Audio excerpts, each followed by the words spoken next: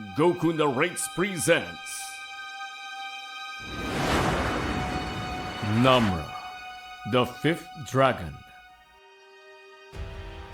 Matapos ang pagharap ng mga hari ng Sumulea at ni Lester, may pinakita si Lester na galing at kakayahan na tiyak ikagugulat ng mga taga-Sumulea na hindi nila sukat akalain na makakaya ni Lester.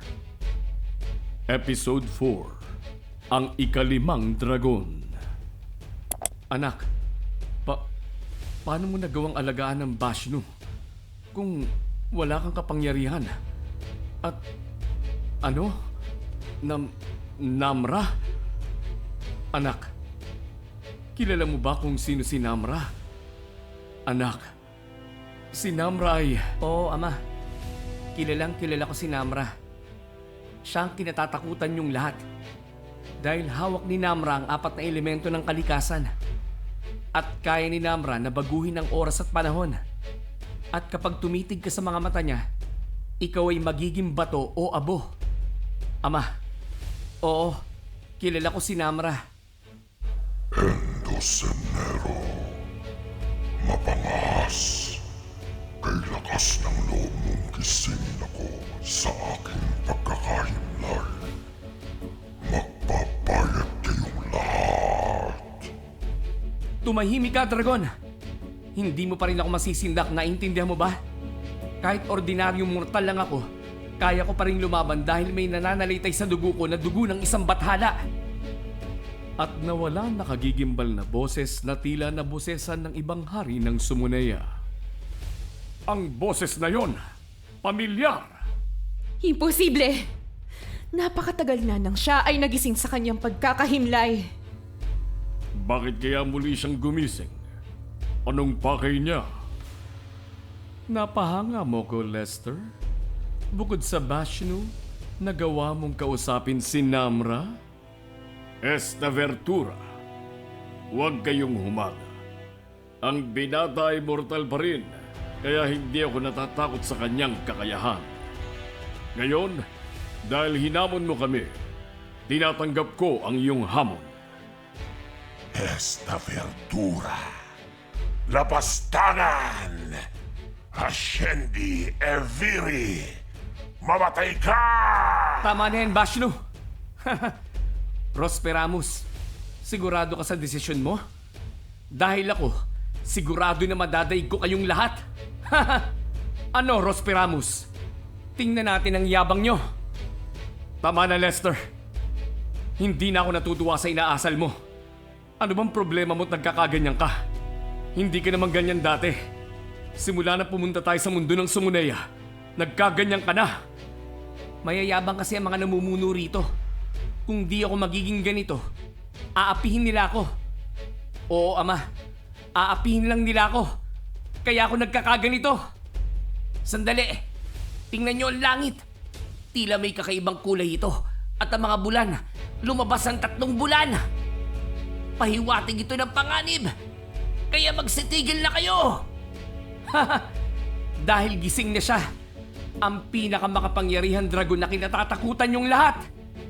Ikinagulat ng lahat ang winika ni Lester sapagkat siya ay isa lamang ordinaryong mortal.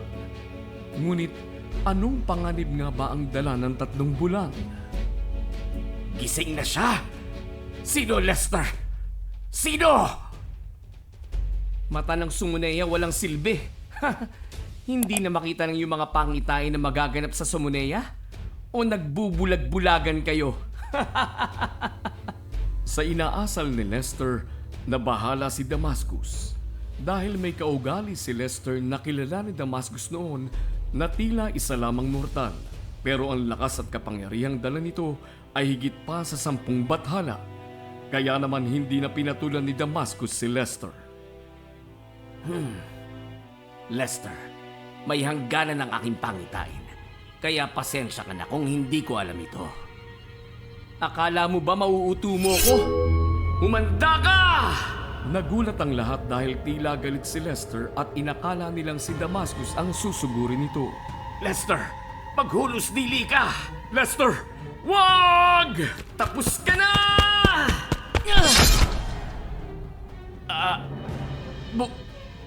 Buhay ako! Mga tanga! Nag-i-espiya na ang mga kalaban, wala pa rin kayong kaalam-alam!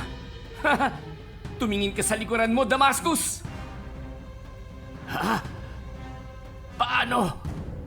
Sok? Ang itim na dragon na kayang maging anino? Anong ginagawa mo rito? Bakit ka nag-i-espiya? Hindi ko akalain na makapangyarihan ng portal. Anong klaseng sandata ang ginamit mo? Paano mo ko nasugatan niyan? Wala akong panahon makipaglokohan sa'yo. Inutusan ka ng Panginoon mo na mag-espiya sa akin, hindi ba?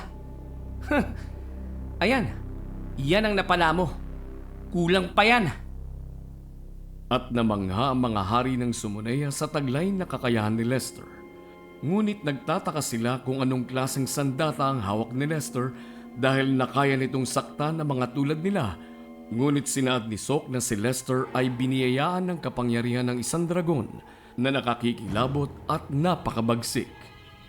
Kaya muli nilang tinanong si Lester pero nagalit ito kay Sok at muli ay sinaktan nito si Sok. Bago niyo ko parusahan, makinig kayong maigi. Si Lester ay biniyayaan ng lakas at kapangyarihan ng isang makapangyarihang dragon. At tila di nito siningil ng kahit anong kapalitang binata. Si Namra ba ang yung tinutukoy? Kung siya nga, imposible ang sinasabi mo. Dahil kilala si Namra ng bawat biyayang mula sa kanya ay may kapalit. At isa pa, hindi na makakabalik si Lester ng buhay kung natitigan niya si Namra sa mata. Kaya Sok, paanong nangyari yun? Evor de Luna Mantre, walang hiya ka talaga. Ipatitikim ko sa iyo ang talim ng espada ko! Ha! Lester, bilang iyong ama, sabihin mo sa amin ang totoo. Totoo bang sinasabi ni Sok? Estaveshnu, isang hangal. Ang mga katulad niya, dapat di paniwalaan. Kung kilala niyo si Namra, maniniwala ba kayo sa Shidumanda na yan? Lester, naway mapawi ko ang galit mo sa amin. Paumanhin man kung nasaktan namin ang iyong damdamin, ngunit nanawa na kami sa mga mapanlinlang na mortal na alipin ng dilim. Kaya ako ay humihingi ng paumanhin kung ikaw ay aming napagbuntunan ng pagkamuhi sa mga mortal. Bilang reyna ng mga dragon na nangangalaga sa elemento ng tubig, ako ay humihingi ng kapatawaran sa iyo. At tila tumigil ang tensyon sa Sumuneya at umaliwalas ang paligid. At nawala rin ang 3 bulan sa kalangitan. Hindi naman ako masamang tao. Akala ko kasi mababait at magagalang kayong taga-Sumuneya. Hindi ko akalain na magkatulad lang pala mga nandito at sa mundo ng mga mortal. Hindi lahat, Lester. Paumanhin kung ganyan ang naramdaman mo. Ngunit nag-iingat lang kami dahil maraming beses na kaming nalinlang ng kasamaan. Kaya bilang hari, ako rin ay nagpapakumbaba upang humingi ng kapatawaran sa iyo. Pero nahihiwagaan ako sa sandatang dala mo. Saan ito galing? At napakadali mong matuto ng lengguwahe ng Sumuneya. Ashte estno. Kahanga-hanga. Tinatanggap ko ang paghingi niyo ng tawad. Pero hindi ko magawang pagkatiwalaan kayo. Dahil nararamdaman kong merong isang taksil na dragon ang gagawa ng di maganda.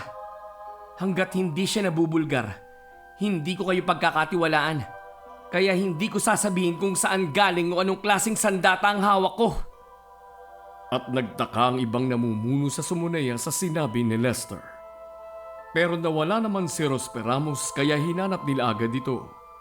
At muli, narinig nila si Namra. Mga taksil na taga-Sumuneya, pagsisisihan niyo ang ginawa niyong lahat sa akin. Namra? When Dorva Eshnu Sumuneya! Paalam, Sumuneya! Paalam, Sumuneya? At matapos marinig si Namra, muling lumabas ang 3 bulan sa langit. Hudyat na ba ito ng digmaan at karahasan sa Sumuneya? Ano pa ba ang lihim na matutuklasan nila tungkol kay Lester? Sa susunod na yugto, lalabas na si Namra sa kanyang lungga. Sa paglabas ni Namra, anong panganib ang kaabang-abang sa mundo ng Sumuneya at mundo ng mortal? To be continued.